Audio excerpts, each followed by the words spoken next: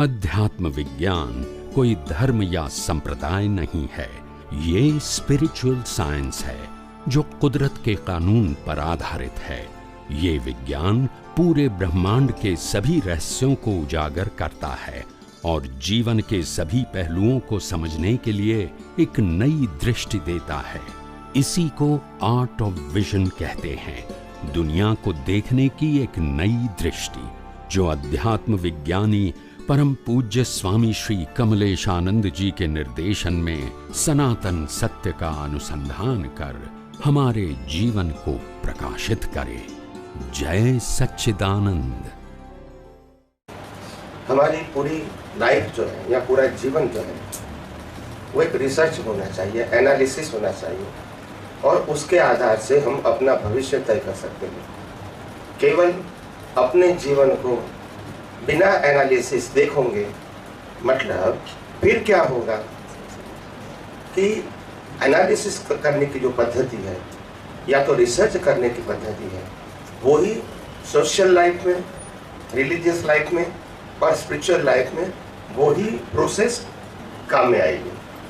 और इसीलिए मैंने कहा कि हमारे जीवन में रिसर्च बहुत आवश्यक है। और पहले ज़माने में मैंने पहले भी कहा कि हिंदुस्तान के अंदर, भारतवर्ष के अंदर सभी लोग पढ़े या अनपढ़, जितने भी हमारे social, religious and spiritual field था, साइंस का भी फील्ड था, ये सभी फील्ड के अंदर सब लोग रिसर्च वाले थे, साइंटिस्ट थे, कुछ न कुछ संशोधन करते थे और अपनी सोच को, समझ को अपग्रेडेशन करते रहते थे। मगर उस ज़माने में इतनी सारी किताबों वगैरह नहीं थी, तो आम लोगों को मालूम नहीं होता था। और इसीलिए जब मालूम हुआ तो लोगों को मालूम हुआ कि कई सालों पहले ये व्यक्ति ने इस प्रकार की बात कही थी जो आज सिद्ध हो रही है। तो इसीलिए मेरा कहने का एक ही मकसद है कि हम सब साइंटिस्ट बने। हमारा विज़न साइंटिफिक होना चाहिए, थियोरिटिकल नहीं होना चाहिए। आज जो हम किताबों की बात करते हैं वो किताब गलत नहीं है। किताब के अंदर जो लिखा है वो आज हमारे लिए थियोरिटिकल है। उसको जब एप्लीकेशन करेंगे तभी मालूम होगा कि हम कितना इसको अप्लाई कर पाते हैं और कहाँ करेक्शन करने की जरूरत है, practically due to the circumstances and situation. अगर ये नहीं करोगे तो मैकेनिकल प्रोसेस होगी। उन्होंने कहा रोज राम राम बोल रहा था, राम राम बोलते रहे, इसमें साइंस कहाँ आएगा, इसमें रिसर्च कहाँ आएगा। हाँ, मन की शांति जरूर मिलेगी, वो मना नहीं करूंगा, मगर उसमें कोई रिसर्च नहीं है, इट्स अ मैकेनिकल प्रोसेस। तो ये मैकेनिकल प्रोसेस आत्मा की हाजिरी में जो आप करते हैं और जो हिंदुस्तान के लोग जो डेवलप बोला जाता है, वो डेवलपमेंट में कोई मीनिंग ही नहीं रहा। आपकी हर बात के ऊपर आपकी सोच होनी चाहिए, एक विचार होना चाहिए, एक थिंकिंग प्रोसेस होनी चाहिए, एनालिसिस होनी चाहिए, तभी आपको मालूम होगा कि हम जो सुन रहे हैं, समझ रहे हैं, पढ़ रहे हैं वो सही है कि नहीं, और उसमें हमको अपनी प्रगति के लिए क्या करेक्शन करने की जरूरत है। तो उसको प्रैक्टिकल बोला जाएगा। क्या बोला जाएगा? प्रैक्टिकल।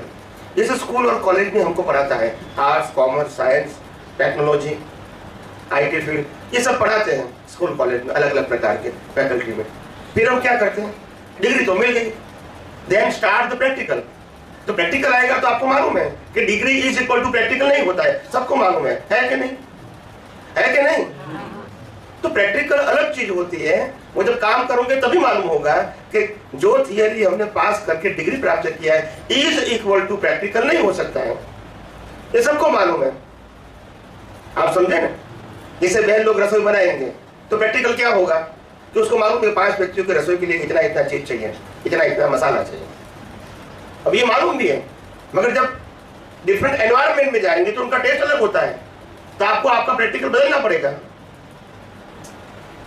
आप राजस्थान जाओगे तो वहां सॉल्ट ज्यादा खाते हैं, आप समझे, वहां शुगर नहीं डालते हैं।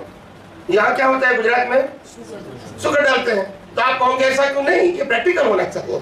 वहां के लोग यहाँ को पसंद नहीं करेंगे, यहाँ के लोग वहां की बात पसंद नहीं करेंगे, क्योंकि सबका अपना अपना तो टेस्ट का मतलब होता है प्रैक्टिकलिटी।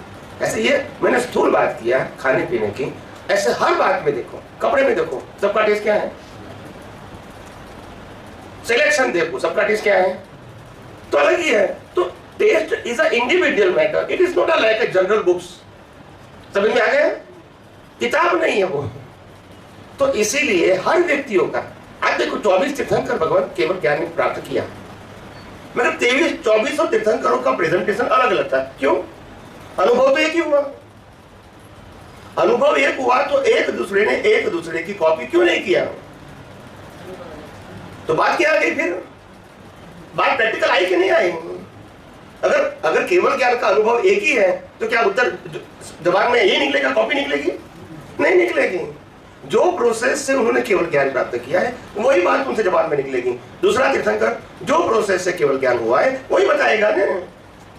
अल्टीमेट रिजल्ट एक है, but the process is each and every केवल ज्ञानी इज अ इंडिविजुअल। इसीलिए साइंस का मतलब होता है ईच एंड एवरी पर्सन वो रियलाइज खुद करे, क्या करे, और उसमें जो कठिनाइयां आती है, दिक्कत आता है, उसको कैसे सॉल्व किया जाए, कैसे समझा जाए, इसको रिसर्च कहते हैं। फिर मैकेनिकल करोगे तो फिर आप कहोगे भी ये तो मैंने गुरु ने कहा है तो मैं करता हूँ, हमारी किताबों में लिखा है, शास्त्रों में लिखा है, इसलिए मैं करता हूँ। तो ये कोई उत्तर है?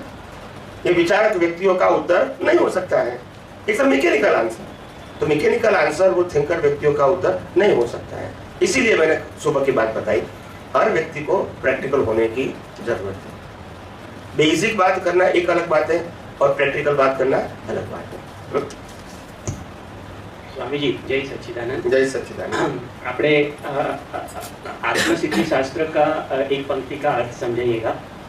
उसमें लिखते हैं कर्ता भोक्ता जीवन विभाव वर्ते ज्या वृत्ति वह निज भाव में थयो अकर्ता त्या। तो इसका जरा मीनिंग समझाइए, क्या कहना चाहते हैं कृपा?